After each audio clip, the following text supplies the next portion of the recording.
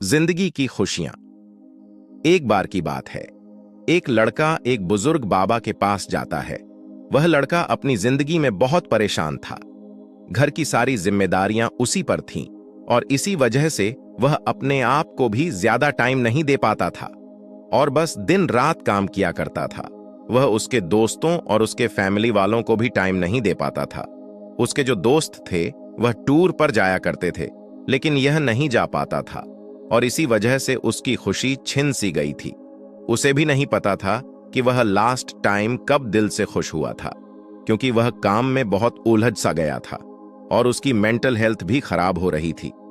तो एक दिन वह एक बुजुर्ग बाबा के पास जाता है और उन्हें यह सारी बातें बताता है कि मैं बहुत परेशान रहने लगा हूं, खुद पा रहा हूं, और जब मैं को भी टाइम नहीं दे, खुद के लिए टाइम निकालने का सोचता हूं तो मुझे अपनी जिम्मेदारियां याद आ जाती हैं।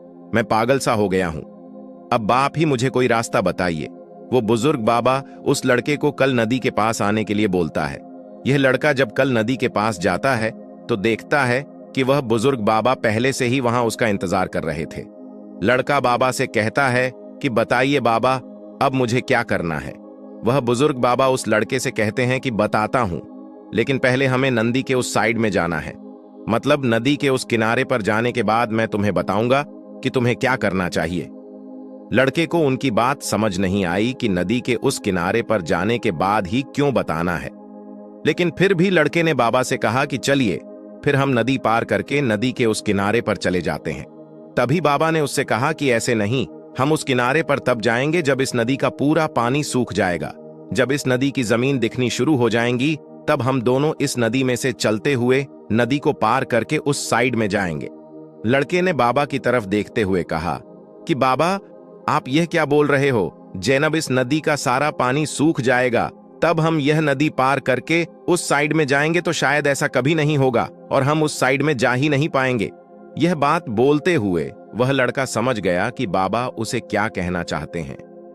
बाबा ने उसकी तरफ देखा और मुस्कुराते हुए कहा कि यही चीज मैं तुम्हें समझाना चाहता हूं कि तुम भी अपनी जिंदगी में यह सोच रहे हो कि जब मेरी सारी जिम्मेदारियां खत्म हो जाएंगी तब मैं अपनी जिंदगी में एंजॉय करूंगा, तब अपने आप को टाइम दूंगा, तब मैं मजे करूंगा। तो ऐसा कभी नहीं हो सकता है, क्योंकि जिम्मेदारियां कभी खत्म ही नहीं हो सकती हैं। अब वो लड़का क्लियर तरीके से समझ गया था कि चाहे अमीर आदमी हो या गरीब, सबके ऊपर कुछ ना कुछ जिम्मेदारियां हैं और वह उन्हीं जिम्मेदारियों में से कुछ टाइम निकालकर एंजॉय कर लेते हैं, और इसे ही जिंदगी कहते हैं। दोस्तों, इस कहानी से हमें यह सीख मिलती है कि जिंदगी बहुत छोटी है और टाइम बहुत फास्ट। तो अपनी जिंदगी के हर मोमेंट को एंजॉय करो, नहीं तो टाइम निकल जाएगा।